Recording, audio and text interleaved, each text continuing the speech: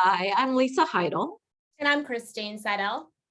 and we are the Ego Project. We are bringing you a conversation about the ego and with all things ego. We're discussing today the origins of the wounded ego. Mhm. I am an author and entrepreneur as well as a seeker.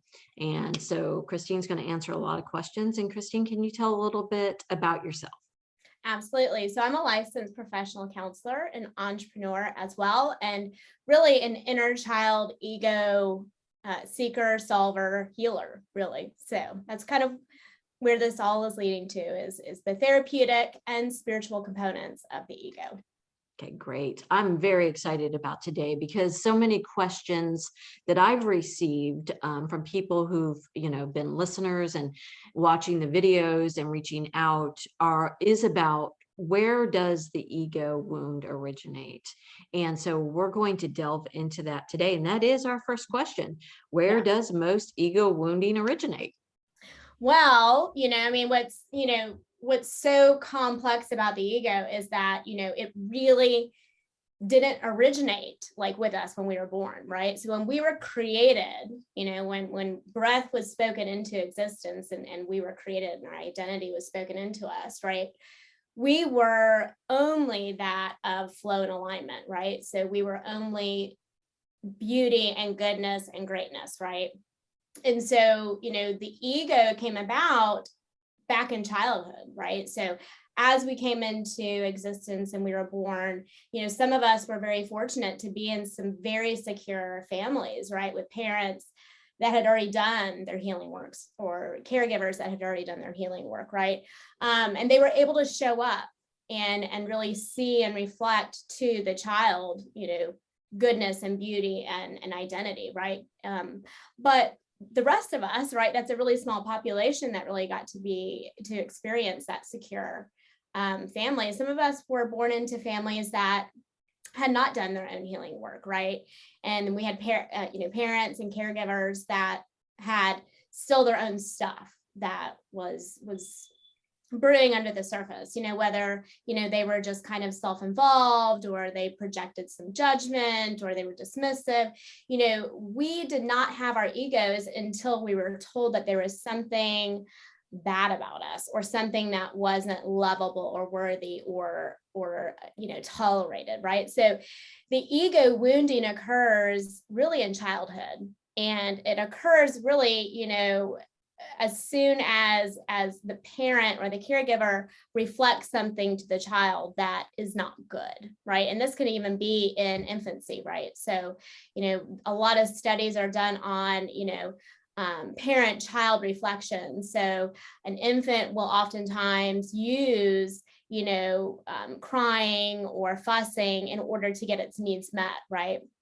So, if a parent or caregiver reflects back to the infant, even just a flat affect of nothingness, right? That infant will kind of create some issues with itself and trying to self-regulate. So, really the wounded ego happens in childhood. And, we can think a lot about really kind of before fourth grade is really where kind of we started, we kind of knew ourself, like what was really our true self, but we started getting messages right around that time of something else, right? So, really the ego is formed in those early childhood experiences where our true self, that truest self that, we could probably talk about in another podcast, that really is kind of like divine. It's really the connection to, our creator, whatever that is to you. That true self is told it's not good and worthy and lovable, in either blatantly being told or in the lack of any kind of needs being met. Thank you. So for clarity, let me make sure I understand this correctly. So we are born with a healthy ego. It Mhm. exists inside of us, and it is that aspect of us that is what helps us engage with the world and other people and in Mhm. relationship, and it's healthy. Mhm. Mhm. There's nothing wrong with it. Correct. And as we interact with the world and the Mhm, people mhm. in the world, with if they do something, let's, as you use such a great example as an infant crying. Yes. If that infant's needs are not met, Mhm. either they will either cry more to Correct. get, or they will stop crying, Mhm, right? mhm. They'll Yeah, stop, they'll learn that their needs are not important. correct. So, and that is where wounding happens, right Mhm. there Yeah, in that right there. ego, Yeah, right in yeah. when they have a need that is not met, Mhm, mhm. a healthy need that's Yeah, not met. correct. Yes, Right, yeah. absolutely. Our emotional needs, right? So that's where really, I mean, like if we're talking about abuse and neglect where our physical needs aren't met, we're talking about a whole other layer of dysregulated, living, right? I mean, we're Mhm. talking about, some significant mental health issues, right? And physical issues. But when our emotional needs aren't met, right, and that is to be seen and to be heard and to be loved, to know that we are loved and worthy, and that reflected into us that we are that as we are, right, Mhm. not that we have to be something else. That Right. is where the wounding happens, and oftentimes it's with phrases like, why are you so sensitive, Mhm. or you need to stop crying, or but any kind of dismissive or blatant, passive, judgmental phrase, or the lack of anything. It could be, sharing something with, somebody, a caregiver, like, look what I found, and it just being like, that's nice, right, and then not really giving the time to attend to a child's, excitement. It's just part of its spontaneity, and just, ornateness is really where that wounding occurs, whether it's very obvious, or whether it's very passive, is where that wounding occurs. Yeah.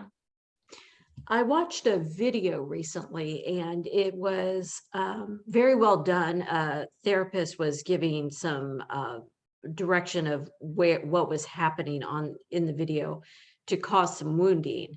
Mm-hmm. And it was a parent just spraying a child with water on their hair, and the child said, stop. And, child was around 4 or 5 and saying, please stop. And then the mother, the parent, the Yeah. guardian, whomever it was, continued. And the child asked again, Mm-hmm. did Mm-hmm. not stop. Yeah. And this continued until the child was stopped asking and Mm-hmm. just cried. And just, yeah, yeah. And I was like, as I watched, I was like, we just saw Mm-hmm. a wounding Yes. that this child will carry. So can you Mhm. talk a little bit when we ask for something when we were children and we're not heard, they're not met. And so can you explain exactly the processing there of what is happening to wound that ego?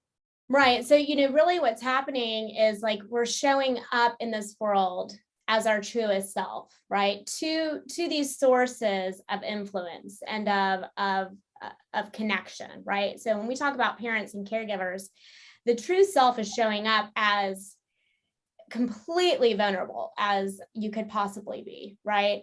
And is really looking to be attended to and acknowledged, is really what it's needing.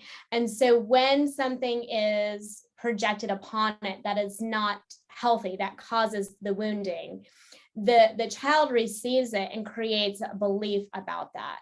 Okay, so in that scenario with the spraying of the water on the head, that child probably took, the belief system that others can harm me, and even if I speak up, it's not valid, right? So it's okay for these people to harm me because nobody listens, right? Or I'm not worthy enough for somebody to listen to. I'm not lovable enough for somebody to hear me, right? um and so it can be a variety of belief systems that become very finite to the subconscious, right? Like they are, you know very specific into our self-worth. An example is, I remember, as a young child, I was really into dancing, and I really wanted to be an actress, and I'd, sent away for all of these, learn to be an actress things in the mail and stuff. Like, it was a while ago. And this is before social media, right? And so I remember, like, that just created such like joy inside of me to think about dancing and being in musicals and all these things. And I remember at one point it was told to me, that's a really immoral profession, because I really wanted to go and try out for the Mickey Mouse Club or something like that. And when I was asking if I could do that, that was the response I got. And what it communicated to me was that there was something wrong with me because I wanted to pursue something that was really immoral, right? So because that is immoral, there is something wrong with me. There must be something evil inside of me, right? So even just the projection of a parent's belief systems on something that feels really joyful to the child is the wounding, right? And so that belief system was really solidified that, I have to be, X, Y, and Z to be good. And that's really, so the processing really goes into two categories after that. It goes into this like healing fantasy, which is, these belief systems that I have. One day, if somebody, in the future does this, then I'll feel loved. Or, if somebody shows up in this way, then it'll prove that I'm lovable and worthy. So we start creating these fantasies of people in the future that will give us and fulfill our needs. Mm-hmm. And then we also turn into role playing, right? So we find these role selves of, okay, I'm not lovable and worthy as I am. So I'm going to be this person so that I will be loved and worthy and valuable and seen. I'll get my needs met if I play this role. So it's really what happens in childhood is there's a fantasy healing, like I'm thinking about the future, about how other people can show up and this is how I'm going to feel. And there's this role playing of I'm going to become this person so that I'm accepted and loved. And that's the processing of a child, and that's what we see as they come into the upper elementary grades. So do we learn at that point that our worthiness is all external? Correct. Because as the example that you gave about wanting to share your gift of acting and dancing and singing with the world, because it is a gift and you're very talented and you wanted to share that. With you wanted to bring it out into a large audience, really, right? And so learning that, that it was considered something that was bad. Yes, right, right. Immoral, bad. And so then you start trying to get that need met externally. Is it almost like if you can heal it externally because it was created externally? I just want to make sure. So that is like such a great question, because I think that kind of leads into like, how do we start?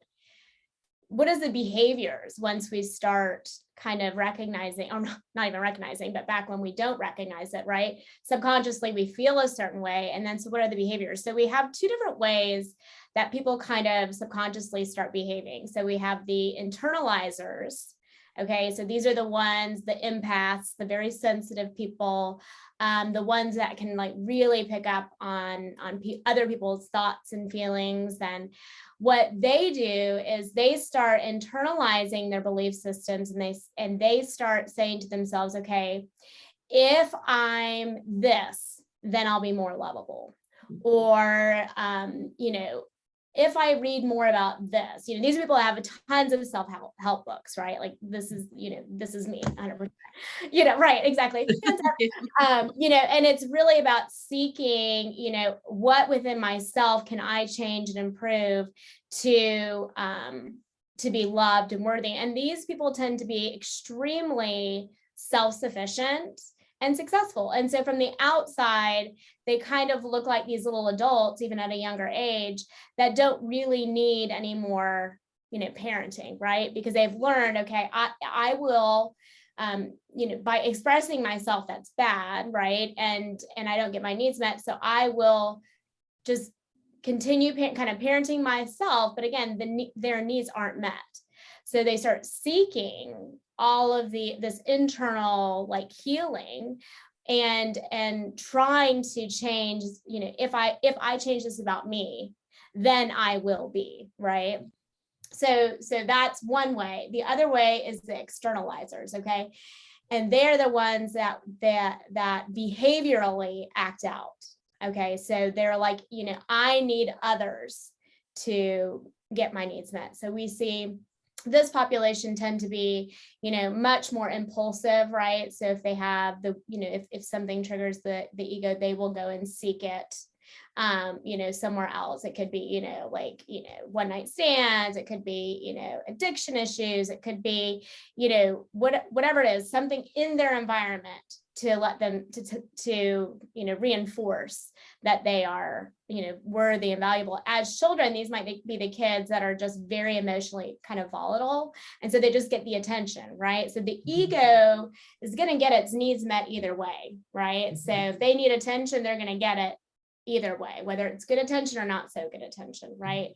So the internalizers are trying to kind of soothe and meet their own needs, right? Or see what they can do to become better and more lovable so that others will love them. And they tend to be much more, self-sufficient and successful. And so people think, oh, they're doing great, right? They don't need their needs met, but they do, right? And then we have the externalizers who tend to have a lot of impulsive, destructive behaviors because they're trying to get their needs met by other people externally.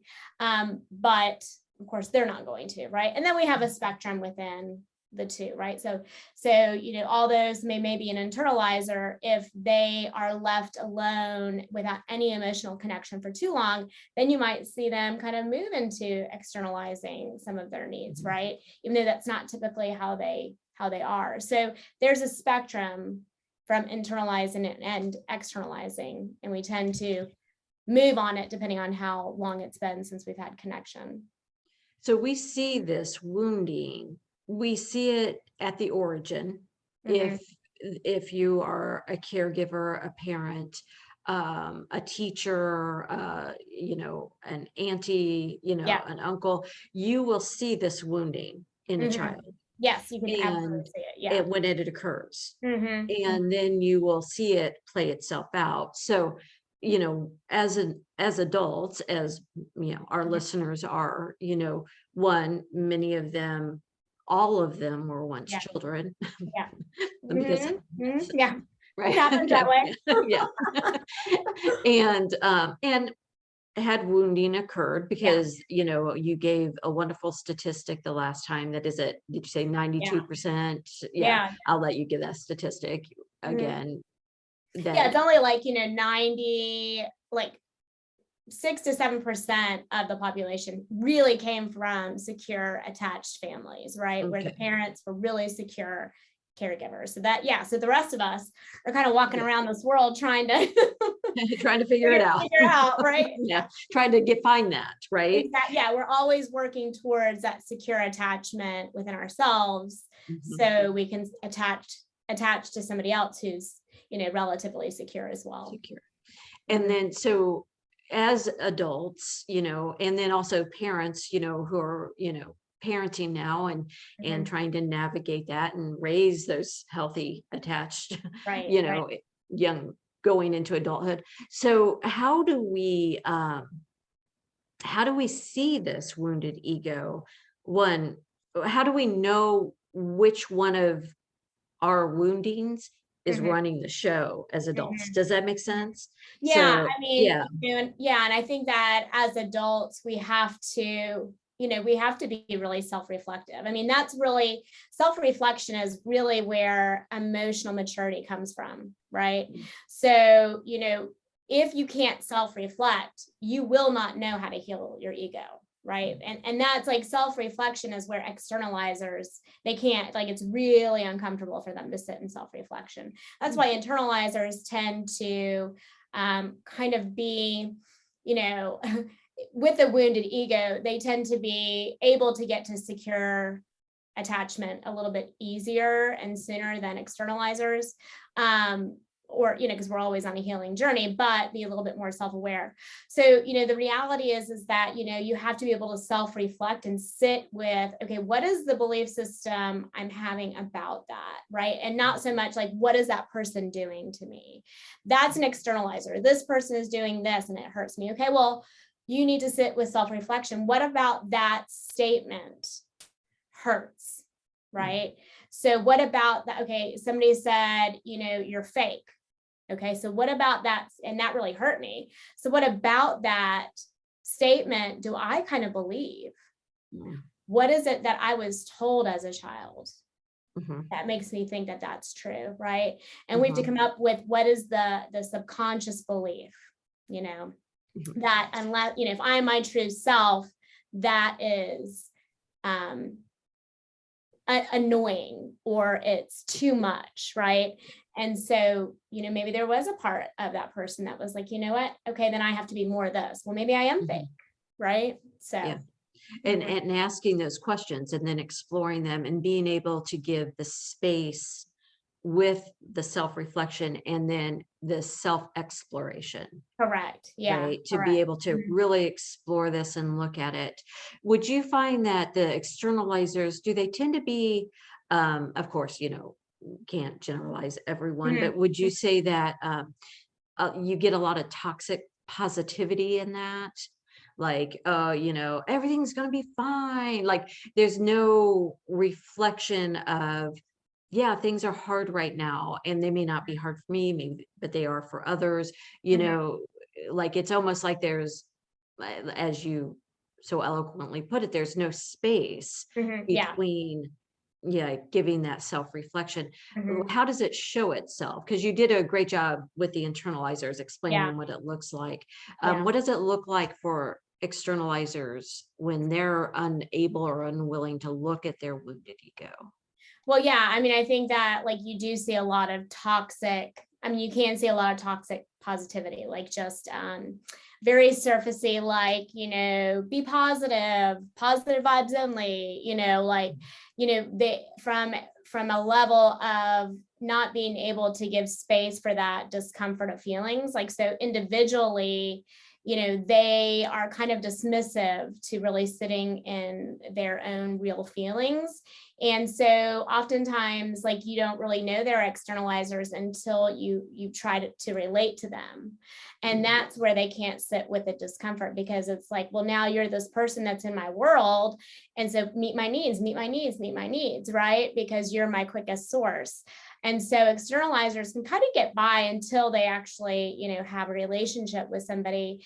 And then they're trying to externalize that those needs being met. And when the other person is like, hey, like, let's talk about this, let's reflect, the externalizer wants to shame and blame, right? Because it's uncomfortable to sit with the discomfort of self-reflection, right? Because, when it comes down to it, like, yes, we have to, meet each other's emotional needs, but we have to be available to meet theirs as well, right? And we have to have that like space and pace to figure out what they are. And then in that place, we can honor them and be able to have the reciprocity between the two. But externalizers, until they're really doing that healing work, really struggle. And you don't really know that until they're in relationships. So would you say that most of this is going on subconsciously? They're not aware that their wounded ego is showing, right? They don't know. It's showing through the actions and the interactions and their responses. Correct. To what's going on around them. Yeah. So internalizers are going to be the first ones that go to therapy, right? Like, so they're the ones that are like, I'm seeking healing. I'm seeking, like, I don't feel good. Like something feels empty. I'm reading about, I'm doing this, right? So they're the first ones that show up at therapy, right? And so they tend to self-reflect a lot more. Externalizers tend to avoid therapy, right? Because you have to sit in the discomfort of their emotions. So they're oftentimes kind of unaware of what's going on. And so when somebody's, saying, hey, like, this isn't healthy, this is toxic, right? Then it's like their ego is being wounded even more, because that is, you're not enough, you're unlovable, right? When that's what they hear. So externalizers have a really hard time changing, and they typically don't unless they're kind of forced to, right? So unless they're kind of put in a situation like therapy and they trust that relationship with their therapist to be able to point out, like, hey, let's sit in some self-reflection for a little bit. And, what is it about that statement that hurts? What is it that you believe about it that's not true, right? So yeah, I mean, they tend to kind of have a really hard time getting started with self-reflection, but they're not aware of it, and they keep almost hustling to get Correct. that need met, right? Right. Yeah. Now working with children, and I've worked with children, and you still continue to work with children, the ones very often who are brought into therapy are the externalizing Correct. Yeah. children, correct? Yeah. There's some irony there. So, right, if that need could be met early, Right. right? Yes. So can you talk a Exactly. little bit about that different, because as adults, it's almost flip, right? Yeah. And then as children, can you talk a little bit about that, since it is the origin of the wound? Sure. So I mean, that's the beautiful thing, is that if parents do bring their children into therapy, it is typically because something behaviorally is going on, unless they're internalizers and they have like anxiety and depression, right? That's what they will be brought in for. But again, the externalizers are the ones that are really, behaviorally acting out, right? And so the beautiful thing about a parent that is recognizing, okay, this child needs some support, and they bring them, is that there's that opportunity to even do a little healing work with the parents, right? So really the first thing I do with parents is I start talking about the language of feelings, right? Like, how do we show up in the energy and the language of communication with our kids when they're feeling these big feelings, right?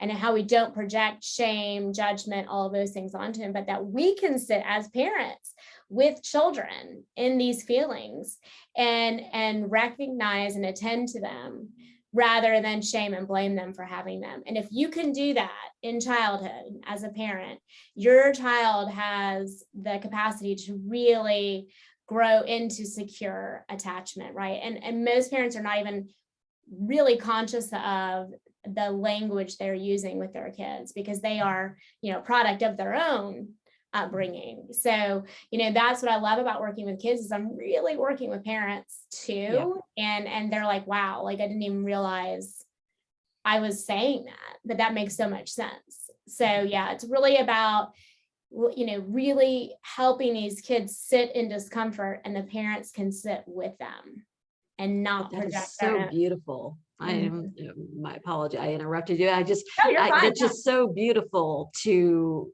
know, that it is as simple as just sitting, not fixing, not solving, just being in that moment and feeling the discomfort, and allowing what comes up come up, and then expressing it, and then you're able to move forward. 100%. Yeah. It's really, I mean, it's really a beautifully simple technique, but it's so complicated when you haven't really done your own self-reflection, right?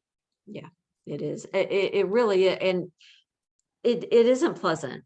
I mean, as an adult, especially so often when, we react to something that is touching that wound, because it's tender. Oh, it's so raw. Yeah. When it's not healed, I mean, it hurts. There is actual physical and emotional pain. Yes. When it's touched through someone's actions or words or inactions, exactly. Yeah, we have to recognize that too. Yeah. And to know, and to be able to sit with it and feel it. And, and I won't be able to cite where I read this because it's gone from my memory, but they say that an emotion will move through you in 90 seconds. You don't throw up a wall, you just let it move through you. It's going to move through you in 90 seconds. We all have 90 seconds, right? Yes. But it's stopping long enough to actually fully feel that emotion. Right.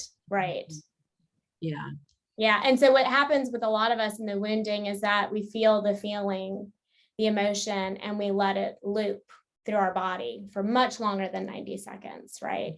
So we literally let it sit there and loop and retell the story of the wounding and retell the story of the untruth.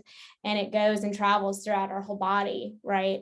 Rather than allowing it to, and this is a lot of the work that I do with people, is like, okay, so what is anger saying? Not just what is, I know it feels yucky, but what is it saying, right? Let it have a voice to say what it needs to say. And then accept it. Okay, thank you for saying that truth, you can leave now. And then releasing that to go away so that you can work on that belief system that isn't, to your greatest good. So, it's amazing how much we get stuck in emotions because we will not let them just say what they need to say. So would you say that when that wounding occurred, and I'll give a brief, story. When I was about 10, I think we had a, race field day type thing at school, and I won one of the awards. I raced, a group of people, and I was the fastest, which is, considering I'm I know, height. right? There's not a lot, you don't have the runner's height, right? I'm not the runner's height. And I was so proud. And, I remember walking up and getting my little medal and just feeling just a sense of pride. I did it myself. And on the school bus on the way home, a friend of mine, a boy that, I really considered a good friend, he was in that race. And from the moment we got on the bus, he just came at me with, you look so stupid walking up there, the other people, should have won. I mean, just a barrage and of, wounding comments. And I still remember that feeling, and the feeling that, washed through me was shame. And that feeling, and and also being seen. Here's someone that saw me and then found me lacking, and it was something I took such pride in, and to have that coming from someone I considered a friend, and all of that. So that's where that wound occurred. Now, as an adult, I am, an internalizer very much. Times when I'm a writer, so I have to get up in front of groups, and I have to speak, and I want to do these things, but I'm resistant. And I do think that that's where a lot of that wounding occurred, is in that moment. And so now as an adult, when that rises up inside of me, I actually have to talk to that wounded 10-year-old, correct? You do, absolutely. So what kind of languaging would you put around that for someone who has a similar experience, that they can actually go right there? It's there. What kind of languaging would you put around to help them navigate that? I mean, I think there is, a couple of different ways that you can kind of do that. I mean, some people can visualize that 10-year-old little girl and talk to her as your highest self or as your true self, and be able to say, I can see that you're scared that people will see you, and that's okay, because that was told to you back on that day. But remember, you are, right? And go back to the qualities of your true self. So I think it's really important that people know what their true self really is, right? What is it about them that is special and unique? Like, what is their true identity? And be able to speak it in those moments when the false narratives come out of shame or unworthiness, right? So you can actually kind of like address that inner child that experienced that. Or you can kind of just use mantras or affirmations in that moment of, I am not X, Y, and Z. I am filled with, and then have, your affirmations and your mantras. But you have to speak to it, right? You cannot just let it be unattended to, because that's, again, it wants to be attended and acknowledged. And if we don't do that in a very, specific, like, overt way of like kind of stopping and saying, no, in this moment, I'm going to show up and attend to you and I'm going to acknowledge you, then we are not filling that need. And it'll continue to spiral into that loop of untruth. So yeah, I mean, some people are really good at visualizing. Like I like to talk to my little inner child, right? Like I like to talk to little Christine. When I work with people and even kids, I have them make little clay little inner childs, right? Like we can have. So that we can talk to them. So for me, like that's how I do it. But for others, having affirmations that are very specific to who they truly are speaks to that wounded ego as well. Oh, that's great. I love that active aspect of your Mhm. healing where, as opposed to just thinking the thoughts, you actively, pull up a chair, Yeah. envision your inner child sitting there, talk to her, Mhm. see what she needs. For me, whenever I ask my inner child what she wants, she always says, go outside. Please just go Yeah. outside. Nature is a Just huge, leave yeah, the huge computer piece of behind. it. Yeah, Yeah. And absolutely. and I love that because it's something that we can all do. Mhm. And, also if you have an inner child and your reaction to your inner child is a negative one, Yeah. oh, Mhm. that's right there. That's where you start. You start Absolutely. parenting that child Absolutely. in a Yeah. positive way. And Mhm. and I think it's empowering. And I It's think so that you hit the nail on the head. If you look at your inner child with any, shame, guilt, unworthiness, unlovable, that should be your first like red flag that I need to do some work, right? Mm. Because our inner child, our true self is nothing but love and beauty and goodness. It is nothing but that. Oh, Yeah. it's so true, isn't it? And then when we see children, as adults, we're like, yes, you're Yes, good. You do right? you. Yeah, You just do exactly. you. Yeah. Exactly. You be Yeah. your quirky self out there I and know. you do. But I love that, I think so often, um, with parents and, please speak to this, that they think they're the ones doing all the wounding or Mhm. it's like, no, I mean, we live Yeah. in a world with other people, other experiences. So, you may be, you are obviously as a parent, the Mhm. most important Right. model for Yeah. them. You're And that first layer of safety, but it occurs with peers and partners and exact yeah. siblings, I mean, Oh yeah. just, Yeah. yeah. So being aware of, with children, would you just watch for behavior changes? Yeah. How would you navigate that with them? Yeah, I mean, I think from a parenting adult perspective, if we're seeing behavior changes in children, we definitely want to seek out what is the untrue belief system and where to, we also kind of want to know where it came from, right? So we can help that source, use a different, narrative or language when talking to that child. But I'll also look for those internalizers that will be super self-sufficient and act super independent, right?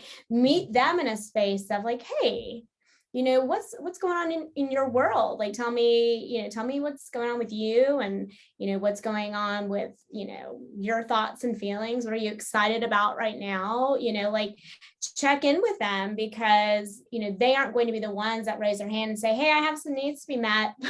Right? They're going to be super independent because they're going to fill their own needs because speaking up, there's shame and guilt in that. So really being present with them as well and being like, we haven't checked in a while. I want to hear what's going on in your world. What feels good to you right now, or what doesn't feel good to you. And just checking in with them because they won't seek out support. I am hyper independent and Mhm. I see it, I've always taken great pride in it. And I Right. think have always been in my nature is, I'm an introvert and, Mhm. and some of my work and hardest work has been accepting Yes. support and accepting Mhm. help from others. Yes. And my shift on that has been that is self-care, It is being absolutely able to 100%. Yeah. accept from others and Mhm. and I know I feel good when I can help people. Mhm. So I know it feels good to others to help Yeah. me. And, Yeah. learning how to, it's a reciprocal Hmm. aspect of life. Sometimes you give, sometimes you receive, and anything out of balance. If you're always giving, that's Yes. out of balance. If you're always taking, that's out of balance, and Yeah. learning that. And, so, being able to receive gracefully, it's a form of self-care. Yeah, and to ask for support too, to reach out and say, hey, listen, I'm overwhelmed right now. Yeah. Can we X, Y, or Z? Right. Like that's a form of self care. That's a form of loving your inner child. Right. And that's a way for others to be cognizant of how they can attend and acknowledge other people too. Like give them the opportunities to meet your needs, when that's a safe place for you to do so. So, yeah. I do have to say, when you have been hyper independent and Mhm. you have really just met your own needs, and if you had needs that you needed met from others and they weren't, you just, Yeah. okay, let Yeah. it go, Yeah. right? Yeah, Yeah. and it will feel uncomfortable Mhm, mhm. because your wounded ego, Yeah, it's going to tell you it's wrong. It's correct. going to, because it's trying to keep you safe, correct? Yeah, exactly. It's trying to protect you. And what that ego says is that you're only safe and you're only um your needs are only being met when you are in control and when you are the one that is doing everything for yourself. But that, we really need to be emotionally connected to other people. Like that is a need that we have. And so when we are too self-sufficient and we don't allow others to attend to us and acknowledge us, we will get to a place of emotional burnout because we're not our emotional needs can not only be satisfied by us, they have to be satisfied by others as well. Okay. So our wounded ego, when we use that as our navigation system, Mhm. it's going to, is it constantly throwing us into repeated cycles Yes, because we're patterns of trying to mhm. heal, right? Yeah, Yeah. yeah. Yeah. It throws us into dysfunctional and toxic patterns. So it doesn't matter if you're an internalizer or an externalizer, those patterns are toxic, right? Mhm. And so whether you look like you have it all together and you're super independent, you're still having patterns of belief systems that, I'm the only one I can rely on, nobody ever shows up for me, so on and so my needs, only I can meet them, or an externalizer, which is projecting, and being impulsive, those are patterns that are dysfunctional and they are toxic to us actually getting back to our true self, which is really what the ego wants, is get back to your true self, like get back to that place where you see and you feel and you can be that goodness and beauty and love.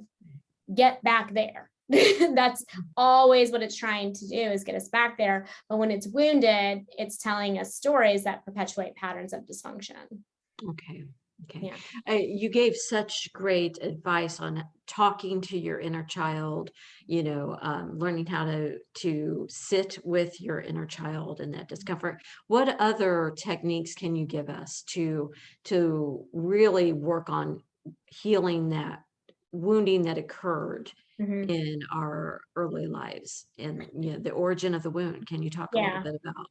Yeah. I mean, I think it's really important that you give yourself space. Like if you sense a hurt or a harm, that you give yourself space, right? And don't go into a place of reacting to anything, whether it's internal or external. Be like, okay, what is going on? Something is really, really hurting me, right?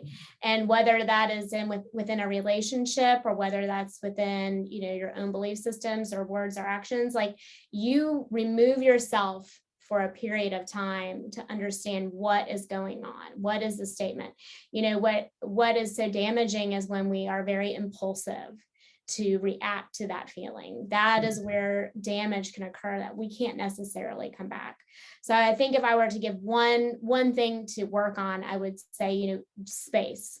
If you feel that twinge of feelings being hurt or harmed, give yourself space. Turn your phone off, go to another room, whatever it needs to be, go give yourself space to be like, what is happening inside of me? What is the belief that I'm believing that was just said to me, or somebody just did this to me?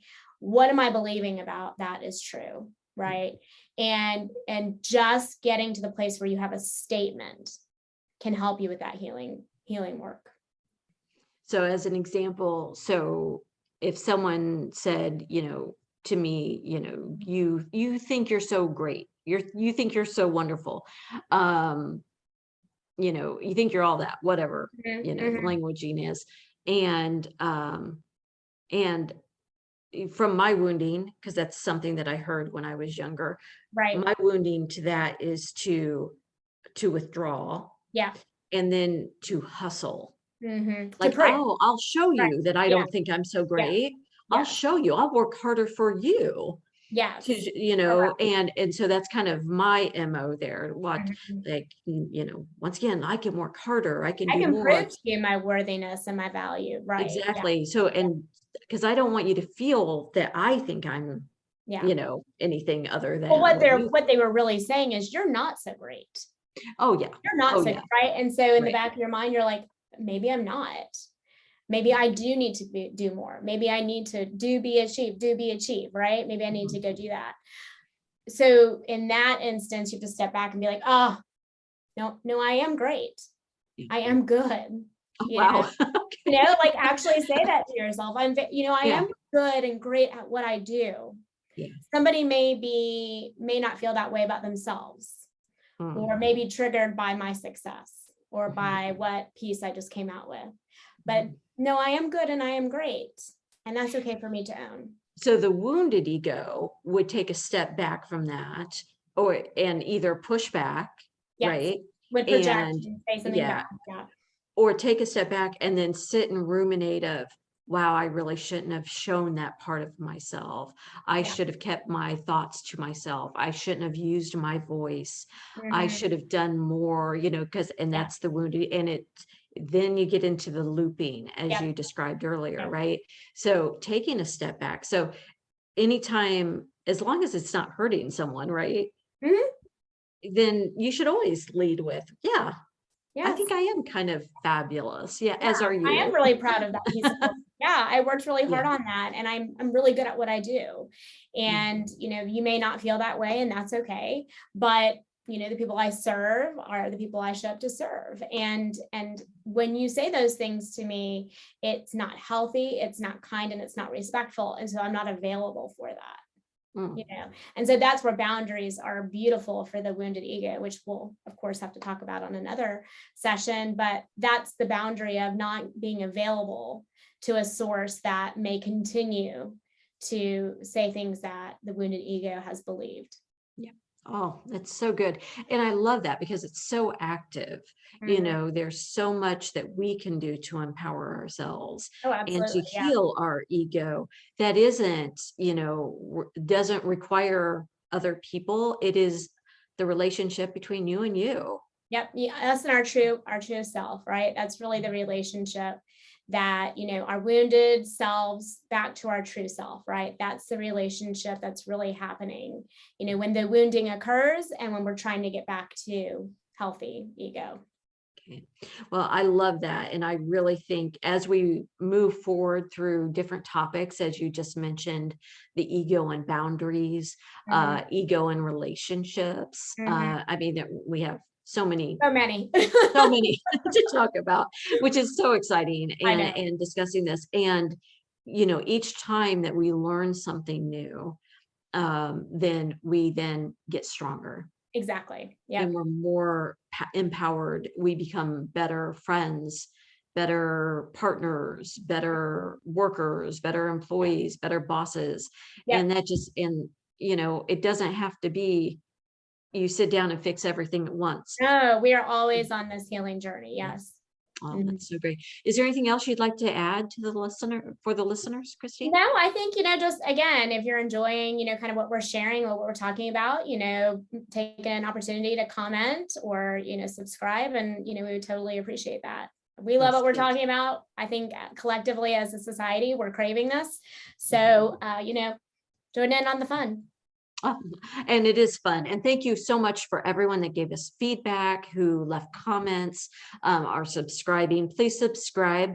The more you subscribe or leave comments and like the video, the more people we can reach, because YouTube's algorithm will do that for us, Yeah. and we can just reach more people and share more things about the ego. So Absolutely. I just want to thank you, Christine, for all of your sound Thank you. advice Thanks for and having guidance. me. Yeah. It's so good, because I'm very excited about, Too. getting better and stronger. And I'm definitely an internalizer.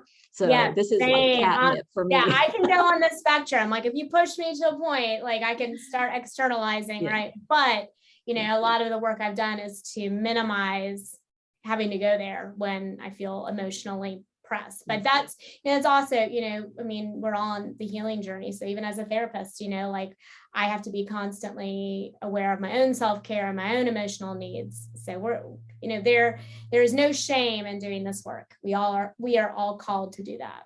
Mm-hmm. Well, and that's the thing. If we're not doing the work, then we're living from the wounded ego. Yes, 100%. That's, Mm-hmm. you cannot, You you don't can get to either it. Yeah. grow or you can protect. You Yeah. can't do both, right? Nope. Yeah. You gotta choose. Yeah. Okay, Yeah. right? Exactly. Exactly. So, Okay. All right. Well, thank you, Christine. If anything else that you want to share with the listeners, if not, yeah, then I will see you next time. absolutely. Thanks for joining us. All right. Thank you. Bye, everyone. Bye. Bye-bye.